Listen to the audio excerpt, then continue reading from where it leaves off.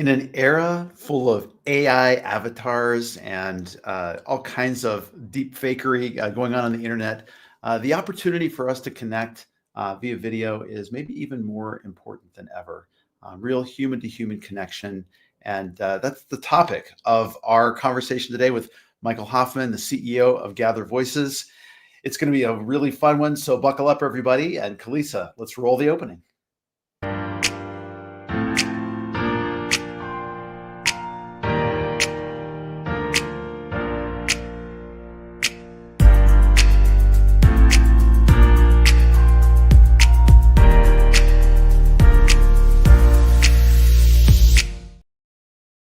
Good morning, good afternoon, good evening, wherever in the world you happen to be. You've tuned into Clocktower Advisors Talk About Your Community, the community show where we bring in all sorts of voices and perspectives around community building to help you benefit in the work that you do, whether you're an executive working for a B2B or a B2C organization, whether you are the director of a nonprofit looking for ways to deepen engagement, or if you are some other kind of group or organization that has a cause. Building communities is the work of our age, and what we do through our technology capabilities is incredibly important for building bridges and understanding for everybody. I'm really glad you've tuned in. If you're here for the first time, this is a casual conversation show. We bring on a guest. We talk about a topic of their particular expertise, and we love to get questions from the audience. So if you have ideas or responses, would love to hear from you as we get into the show here. Show usually runs about half an hour, 45 minutes. That gets you plenty of time to take a break before your next Zoom call or wherever it is you happen to be. And if you like this show, we have an amazing back catalog of episodes on our YouTube channel for Clocktower Advisors, as well as here up on LinkedIn on the company page. You can browse back through our prior conversations. We had a bit of a longer break than expected because our last scheduled guest from Higher Logic had to break at the last minute. We're going to be recording an episode with him and putting that up probably sometime over the next couple of weeks, and we'll get back onto our regular schedule again. In fact, we're doubling up because next week, next Friday the 14th, we are going to be having a show with another new friend, another expert in the community space. We're going to be with Itamar Devere, who is from the gaming world and blockchain space. He is going to be talking to us about DAOs, or decentralized autonomous organizations. And I think that's going to be a really fascinating show. I don't know nearly enough about building DAOs, and he's been through this process, and I'm sure he's going to be bringing us some wonderful insights. So be sure to sign up for that. Again, all of that is on the Clocktower Advisors company page here on LinkedIn, as well as up on YouTube. So without further ado, though, I want to bring on my guest here today, Michael Hoffman. Michael is based out of Chicago. He is a community builder, but even more cool, he does work in the video space. He's the CEO of Gather Voices, has been a founder and investor, hiker and dad. I see on your LinkedIn profile. Michael, welcome to the show. Thank you, Todd. It's really a pleasure to be here. That's great. So, Michael, you and I connected through an online networking group called the Connective a little while ago, and I had the pleasure of being on your show within the last week. It was a lot of fun. We talked a bit about community building, and I suspect this is maybe going to be a continuation of that conversation in some ways. But I guess just to kind of get us started, for people who are tuning into this or checking out on the replay, can you give them a little bit of background about the work that you do now and maybe the journey that brought you to be the CEO of Gather Voices? Sure. Yeah. So I had an interesting journey. Early in my career, I was involved in politics, and I was a nonprofit fundraiser for a while. And then I spent some time building internet companies and software. And then people started asking me to help them with their marketing and messaging. And so I started a digital marketing agency called C3 Communications, based out of Chicago, that worked mostly with social good organizations. So major nonprofits like Make-A-Wish or the Alzheimer's Association, but also corporate social good and different kinds of purpose-driven brands and things like that.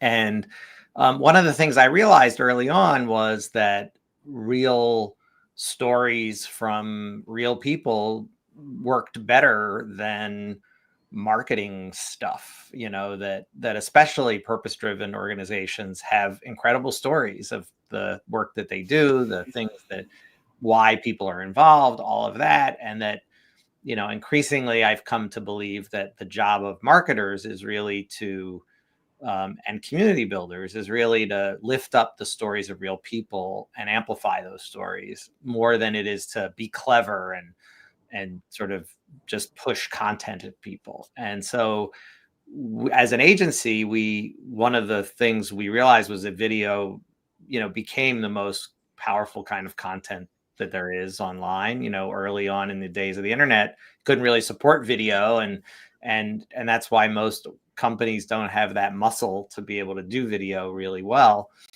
And so we started to do a lot of professional video production in our agency and realized that we could only do a little bit because it's expensive and it's slow. And so as we were trying to figure out how do we lift up more voices of your participants, your members, your customers, how do we do that? Or, you have your community. How do we make visible these people's stories? And we just realized that you just can't send a camera crew around to everyone. It just doesn't scale. And so the aha moment for me, which really was the beginning of Gather Voices, was the first movie that was shot on an iPhone that was like a major motion picture released in theaters, came out. And I thought, wow, everyone we want on video is walking around with really powerful video cameras in their pockets, on their webcams. So how come we can't get video from people? And so Gather Voices was born as a way to solve that, to basically help people through the process of recording videos on behalf of an organization or community. And so what Gather Voices does is it's software that plays the role of a guide to help people record content on their own device.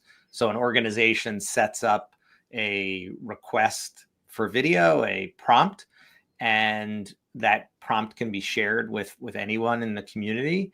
And when that person clicks on the prompt, the software walks them through making the video that whatever the topic is about. So the software checks their lighting and sound, gives them time limits and talking points, has them sign a legal release, and then delivers the video right back to the organization, where it can be automatically captioned, branded, and put into a gallery, put on social media, and is shareable. And so there's the front end side of it, which is about collecting content, and then there's the back end side of it, which is about making that content usable without all the complicated and time intensive post-production things that you need with normal video. And so we found that organizations, many of our clients, most of our clients, are membership organizations that are really trying to lift up the voices of their members and share people's practice stories and information and things, and really switch from a very top-down approach of content to something that's much more bottom-up. What I like so much about the idea behind Gather Voices is that prompting of the user. I'll run across this a lot, within communities. In fact, I'm kind of addressing this right now with one of the communities that I manage. I'm trying to encourage some of the super users in the community to give us some testimonial videos. And as much as they log in every day and they're used to a discussion format, like threaded discussion forum kind of experience, very text based, they're a little shyer when it comes to sharing video. And so like I think about guys like you and me that are on video calls every day. I think there's, a large percentage of us that are, we've developed that muscle over time as you've described it. But there's a much larger percentage of people out there that are simply uncomfortable turning on the camera and speaking from the heart and saying something that they're thinking about. Yeah, I think that's right. I mean, it's COVID really pushed us years ahead because people had to be on camera. We all went remote for a while and still in many cases. And so, the growth of Zoom and Microsoft Teams and those things have just been incredible. And people have had to be on camera more often.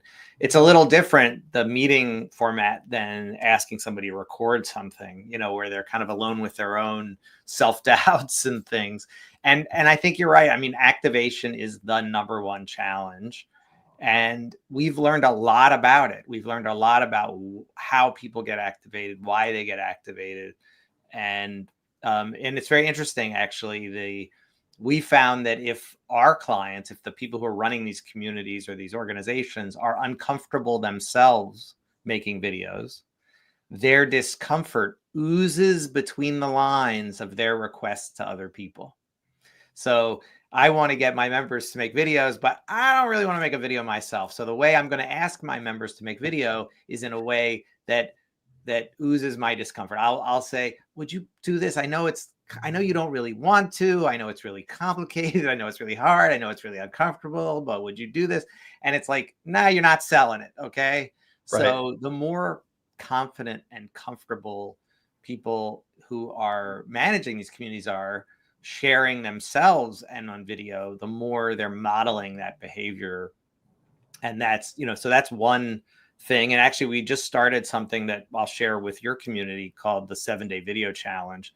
That's 100% free. And basically what we've learned is if you make a video each day for 7 days, by the end of that 7 days, you will feel like a pro. You will feel much more relaxed. It'll be much easier. And so what we did was we combined really good tips, daily tips about being comfortable on camera, how to think about what you say, and all of those things with an activity where you make a video.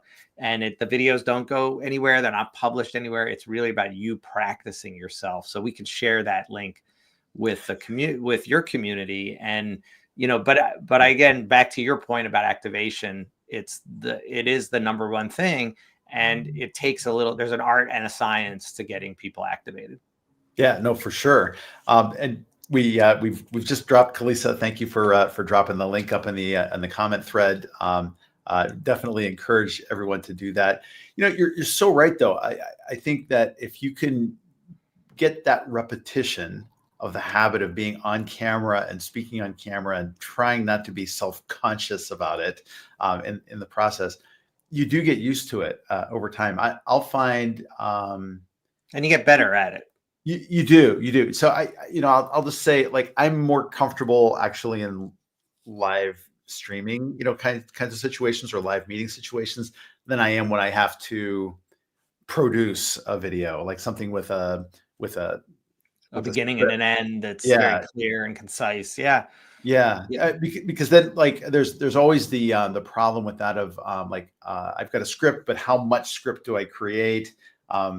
Can I pause when I'm recording the video? Like, there are some nice tools now that let you pause and you learn to appreciate actors and how it's a real, there's something to it. It's not so easy.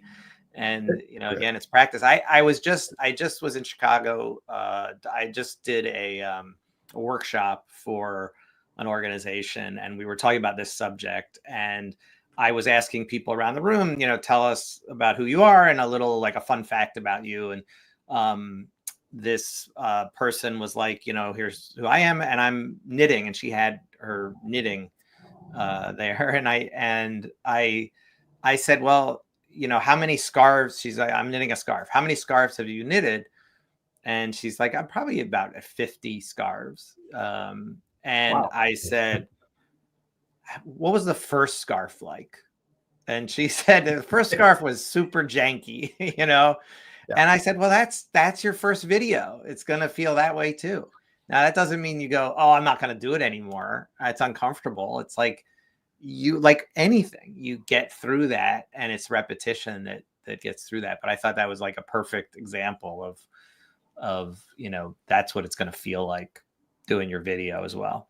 You got to do the reps, and I think whether you love him or hate him, Gary Vaynerchuk. One of the things that I always admire about him, when he's talking about marketing your business and being on social or doing video or anything like this, where you are out in the world, is just do it. Just go out there and do it. You can't be super self-conscious about yourself.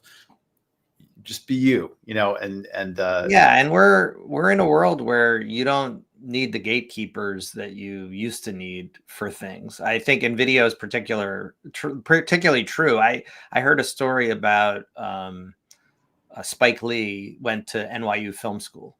Why did he go to NYU Film School? Because he had to learn how to make films? No, he didn't have to learn how to make films. I'm sure he learned some things there, but the guy, when you're into something, you study it and you experience it, and you don't need the formal thing. But there was no access to video camera. You couldn't make a film without access to really expensive equipment, and you needed access to that equipment. And film school was one of the places that you got that. And today, you want to make movies? Take out your phone and start making movies. You want to do anything. You want to write? Start writing. Like, there's no gatekeepers anymore. The tools are accessible, to everyone, and that's a really different world than we're in. And you just have to do. Absolutely.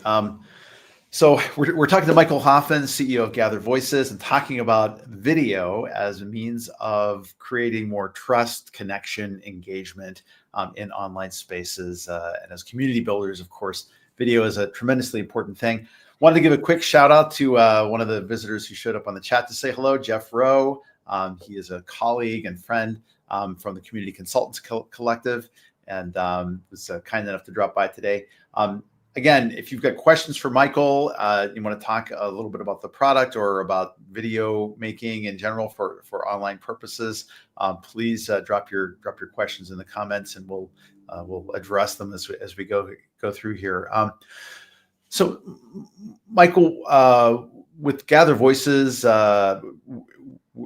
you want to talk about some success stories or some ways in which this particular platform has made a difference for some of your customers?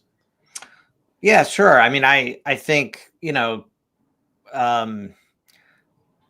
the context of community and membership organizations, or community, I think it becomes a muscle that the community has to build to make people visible and put their face forward and their voice out there.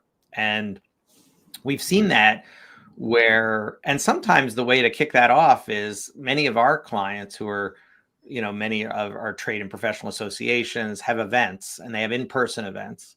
And so one of the things that we've seen work really well is taking that opportunity at that in-person event to collect some content from the attendees who might be members. And so, for example, they could be member intros, and then it's possible, and using our tools, it's likely that you can get 30 to 50 finished videos a day. And so imagine having 50 member introductions that you can drip out every week and have a year's worth of content from a single day's, video collection. And what happens over time is when people start to see those videos, they start to, first of all, they see themselves in other members, and they think, this is a place for me. And so that's where representation really matters. If I'm seeing, if you're trying to attract younger members of your community, show younger members of your community. People have to feel like this is a place that I belong. And then they start to feel that, and then they start to lose their inhibitions about sharing their story because they see other people sharing their story. So I think, related to your question about activation, it's this snowball effect. And when it's incorporated into all the different aspects of what a community does, then it starts to change the character of the community to a place where we really value people's stories. We really value people's voices, and people start to see that. So a great example, an organization we worked with for a few years now is ASAE, which is the American Society of Association Executives, or the Yes. Association Leadership Center, I think they call it. So ASAE has been incorporating video into pretty much every program that they do. And so you start to see, hey, we want to get volunteers. Well, if we have volunteer stories, other people are going to understand what it means to be a volunteer in a totally different way. When we have people talking about why the annual conference is so valuable, other people are going to want to come to the annual conference, right? One of the things they're doing, I think that's very interesting, is many communities have members and suppliers, and often there's this gap between them. There's a sense of like, there's these people trying to sell to the members, and I, as a supplier, and I really don't like that term so much, but we have a lot to offer to the community, not just in terms of product, but in terms of the knowledge of having worked with hundreds of those members. We have a totally different perspective and that we can bring to the table in the conversation. And so video is one way to break down those barriers. So it's not about my brand, or show up at my booth and we're in a kind of petting zoo that you're going to walk around and see once a year. Right. No, it's actually, I have stories to tell that I've learned from multiple organizations that could actually be helpful to people. And I want to be part of the community. And you make me part of the community, not by running one of my ads, but by having me tell the story about why I'm engaged in the community and, why I care about it and the role that we play. Yeah, that's incredible. And I can definitely relate to that. There was a customer that I worked with some years ago that they had an annual conference, and part of what they had is that the conference space was a place to record testimonial videos about that. And you're right. I mean, there's nothing that breaks down barriers like seeing somebody else who expresses some of the same ideas or notions about like what that group is about, as you have as opinions, and it really does create a greater bond than what you get in just a text to text based relationship. Yeah, and I'll just another level of that, if I can jump in, is the people will tell stories that organizations may not want to tell or may not know about. And so I think a really great example of that is an experience that I had working with Make-A-Wish, as an organization, where Make-A-Wish, if everybody's familiar with Make-A-Wish, what people may not know is that those wishes are mostly done by volunteers. Make-A-Wish is an organization where there is staff, but the volunteers do 90% of the activities that really make it what it is. And so volunteer recruitment is really important. And there's often the marketing people or the people who are doing stuff want to shield people from things that are a little hard to hear or aren't just sort of clean. And so Make-A-Wish, for a long time, it was like, this is amazing, and it's like, that's all you say. Then if I'm on the outside of that and I think I have some issues or concerns about this, right, then I'm thinking, well, none of them do. So if I'm not at that level of enthusiasm off the bat, this isn't for me. And so this amazing breakthrough, I think, that they had was telling a story of a volunteer who started his story by saying, I got really creeped out by sick kids. I don't like to be in hospitals or medical situations. I feel really uncomfortable being around people who are sick. But then I met this kid, Noah, and here's how he completely changed my life and made my life better, right? And so usually what the organization wants to do is just have that I met this kid Noah part. Yeah. But the part of him saying, I was really uncomfortable with this is so important, because it lets somebody else who has that exact same feeling go through that emotional journey without having to go through that emotional journey, right? They can go, I feel the same way. That's interesting. I could have this same experience there. And so, I think we have to, as the folks who are doing the community building, we've got to let people tell their stories, even, and allow some of that hard stuff, to be in there, because again, that's going to, somebody might say, when I first came into the community, I wasn't sure what the value was for me. And it took me X amount of time. And then I met my best friend, and, like whatever it is, it might be hard to hear as the person who's running that organization or that community. But that's what creates, the authenticity that brings people in, that people say, I want to be part of that. I want to be part of that community that welcomes that person, or I want to be part of that community that, has people like this, because I feel like I relate to that. That's so powerful. I mean, the expression of those doubts and then how they were overcome is the best kind of testimonial that you can get, and helps people to decide if they want to select themselves into that particular community or that group over time. The other thing that I didn't want to get lost as a point was one of the things you said a little bit earlier, which is like, if you are wanting the community to move in a certain direction, you lift up those voices that are representative of what you want to make that community into. And I think that I don't know what you want to call that, visioning or shaping the future. I think it's very much a part of any kind of future foresight training that you have, which is to recognize signals for the future and sort of the possible scenarios of directions your whatever the endeavor is going to go, but then take definite steps that will help you shape to the direction that you want to turn out. And that's hard, because often the people who are the most engaged are not the people that you need to engage, not the same kind of people you need to engage. And so, a couple examples of that might be, again, younger members of a community. Well, the people who are really involved are not those younger members. They're not on the board. They're not the ones, replying to everything. They're not the ones speaking at the conference. And so by accident, or, without real intention, the view from the outside is, these, okay, boomer, this isn't for me. Yes. And you have to be more deliberate about that. I had an experience meeting with one of the major dental associations, and, having the person tell me, hey, some of who our board is, this was a couple of years ago, and I think they've really moved on this, but having somebody on the, saying people on our board, and if you go to our website for our event, we see a lot of middle-aged white guys, and every new dentist is an Asian woman. And, if we don't start to lift up those voices, then people will go, hey, this old organization is not for me. It's not for us.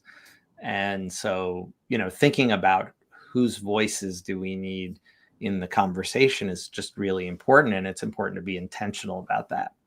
Mm-hmm. Mm-hmm. No, it's super powerful. I love that.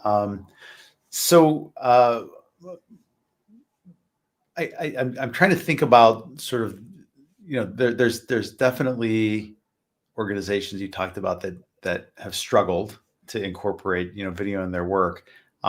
Did I catch that right? You come in and do like workshops with teams to help them sort of understand how they can better use some of these tools. Like how do you get an organization that doesn't have that muscle? They're the proverbial 98-pound weakling.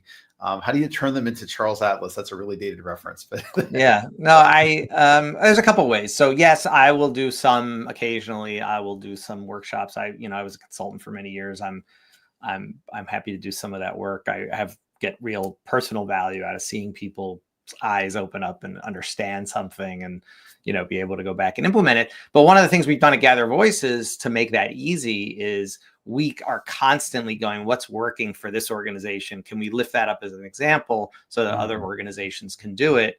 And what we've seen, like I told you about the ASAE example, it doesn't start from day one where, hey, we're doing video and everything, we're lifting up the voices and everything. It doesn't work like that. It really starts with what are the quick wins, and the things that we can start to do really easily. And so, for example, having an organization might have an online community, which is mostly threaded discussion, for example. And one thing to do would say part of our new member onboarding is you make a video, a 1-minute video of who are you, introduce yourself to the community. And then we post that in the new member intro threaded discussion. It's not complicated, but it really works only when it becomes the thing you do every time and not the thing you think about once in a while and you chase people for. And that's really the big thing, is how do you bake it into your workflow? And so I think onboarding is a great way to start. And I think there's 2 sides to onboarding that really works well. One is what I just described. It's like, hey, most people are not going to meet this person in person. Most of our stuff's going to be in text. Let's have this intro video where they can just say, I'm Michael. I'm excited to be in the community. Here's the kinds of things I'm interested in. Here's a little bit of my background. And, we're talking about something that's no more than 90 seconds. That might be as little as 30 seconds. But it does go, oh, I see and hear that person. I have a different feeling about that person.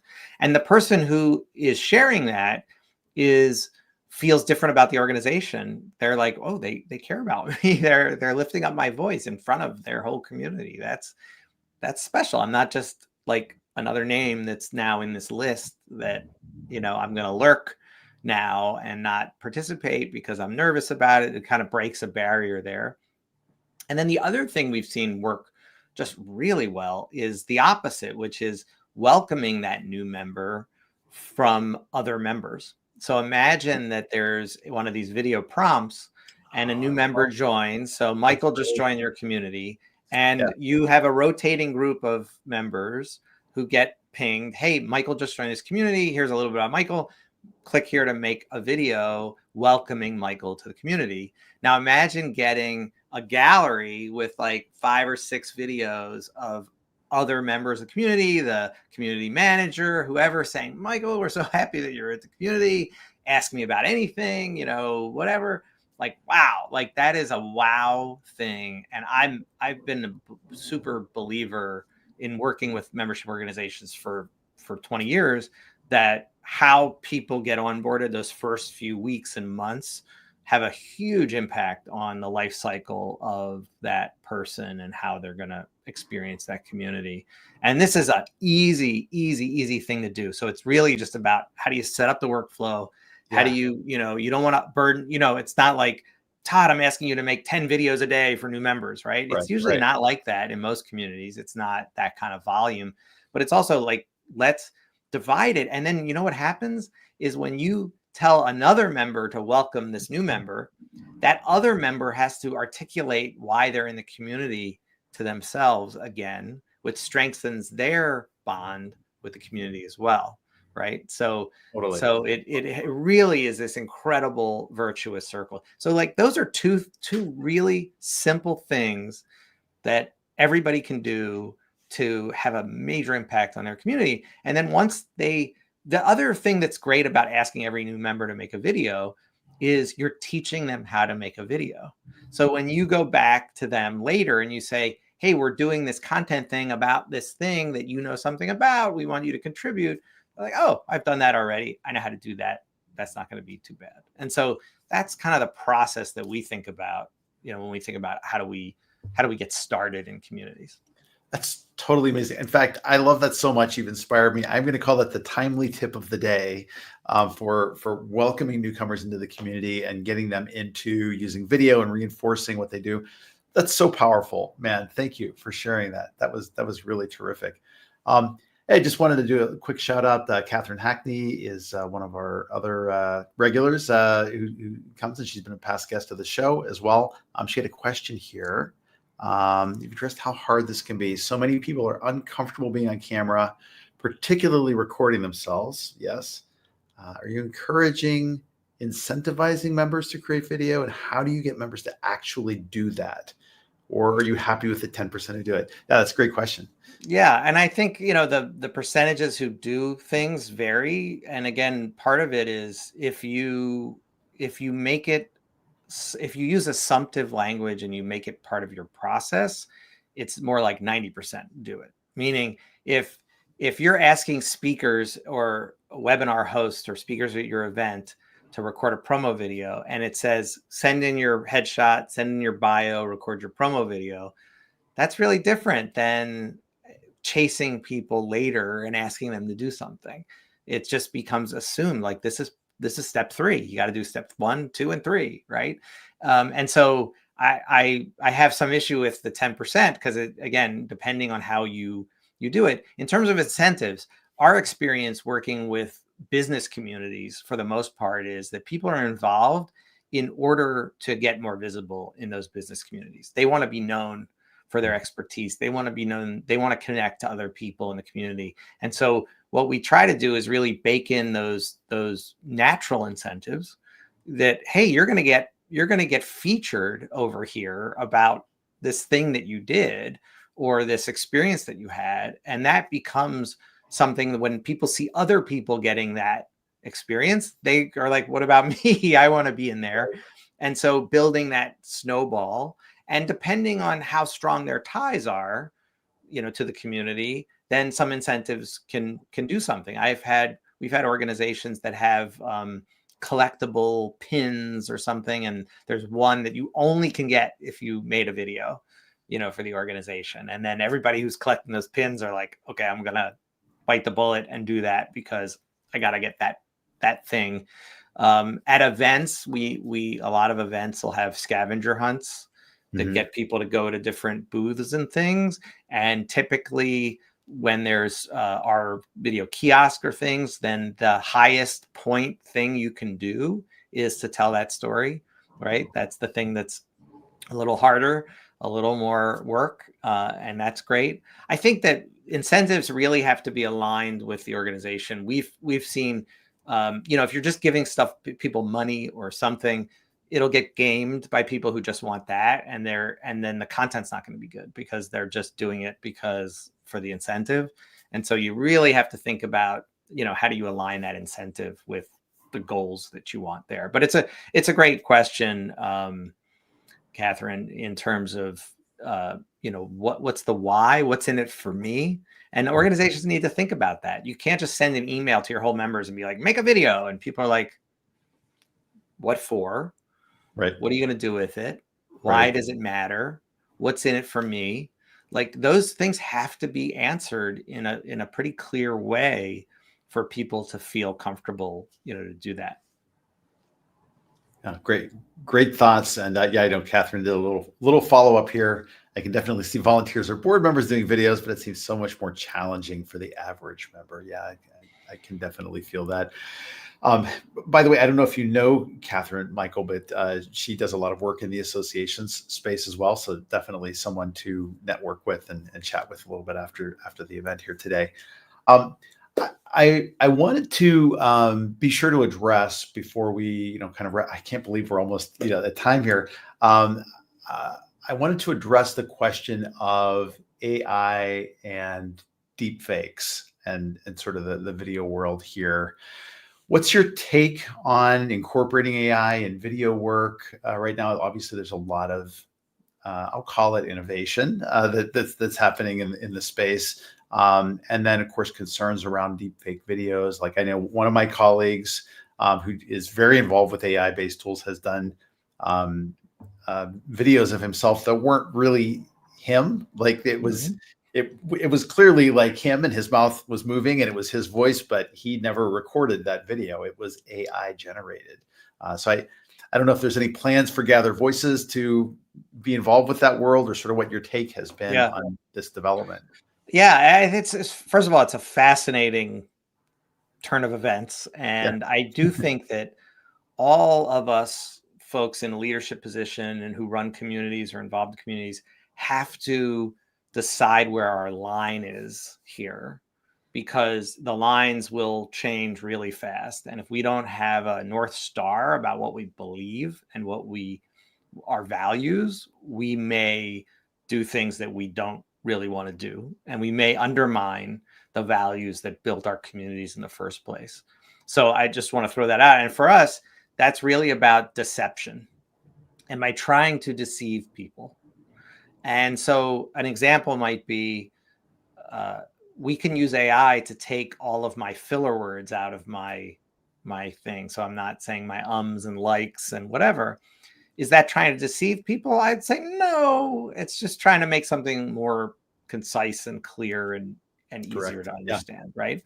Yeah. If I'm creating a member who doesn't exist, who's just an AI avatar, who's saying, this organization is amazing, but that person doesn't really exist, then yes, that's trying to deceive people. This is my line, right? This, you can have your own line and decide where it is. But I think I two things I want to just say about this, if we have a minute, is one is, I don't think it's a coincidence that where generative AI is getting all the buzz, like, wow, you can create videos from scratch, you can create all this content, you can do all these things.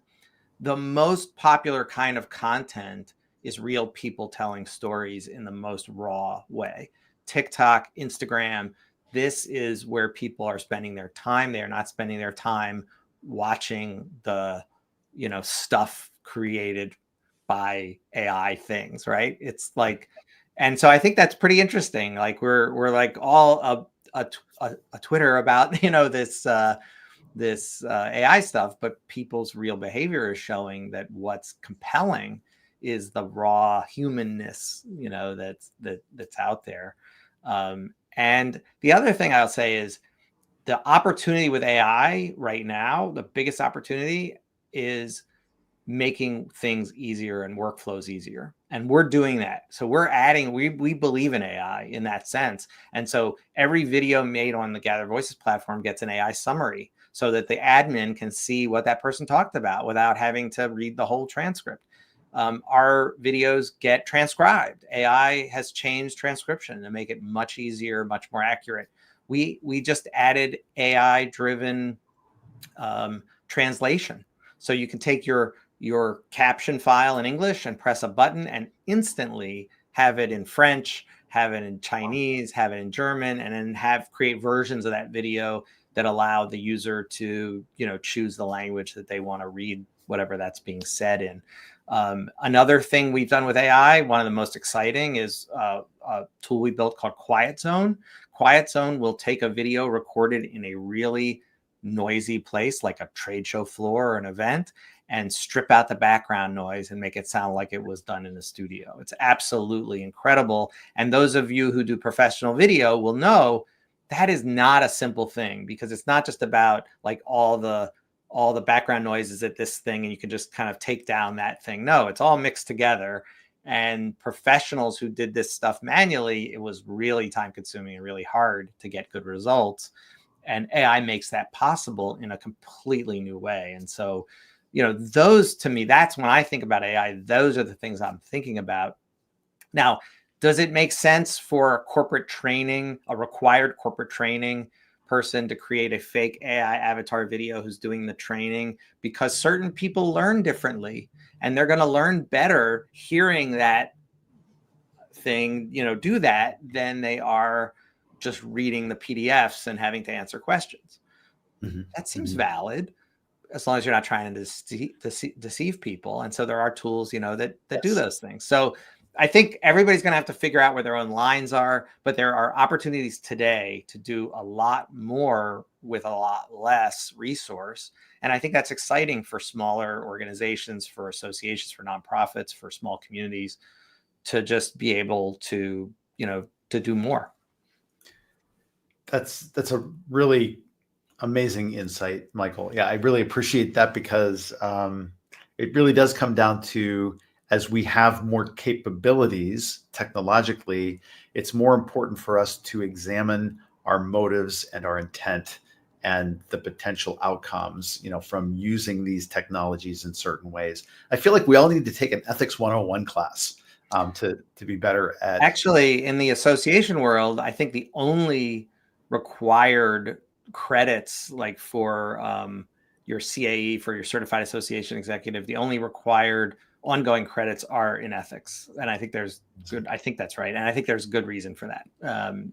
So I agree. I mean, I think we need to not lose the why about what we do, to the shiny object of some tool that's promising, shortcuts. I can't think of a more positive note to end on than that, Michael. It's been a real pleasure to have you on the show, and thank you so much for sharing information about Gather Voices and your insights and ideas about the use of video to better connect us all and build better communities. I'm wondering again, maybe Kalisa can drop the 7-day video challenge up there again if anybody tuned in late and didn't catch that the first time around. That sounds like a really fun event to develop that muscle to be a better person on camera. And I think I'm going to maybe jump in there and try it too. Yeah, it's totally free and it's on your own time. So as soon as you sign up, you can do it by text or by email. And yeah. So definitely check it out. And I will just say that, I always try to reply to everybody in the comments after the show if I've missed you, or if you're catching this on the replay and you drop a comment on YouTube or over here, please do so. I love the interaction. I love to keep the conversation going as we continue. And if you haven't, I would absolutely encourage you to subscribe to or follow the Clocktower Advisors company page, as well as the YouTube channel for Clocktower, and then you'll never miss another show. We normally do the show every other week, but because of our scheduling, we've got you this week, and next Friday we have Itamar Dvir talking about decentralized autonomous organizations, which is going to be a fascinating deep dive conversation around that topic and its implications for community building as well. Until then, if you will, please take some time for yourself this weekend. Get away from the pixels and the screens and enjoy the great outdoors, even if it's still a little bit cold or sloppy outside. The fresh air will do you some good. And we'll be back here next week with a lot more great thoughts or ideas for you. Until then, keep making great communities. Kalisa, let's roll the credits.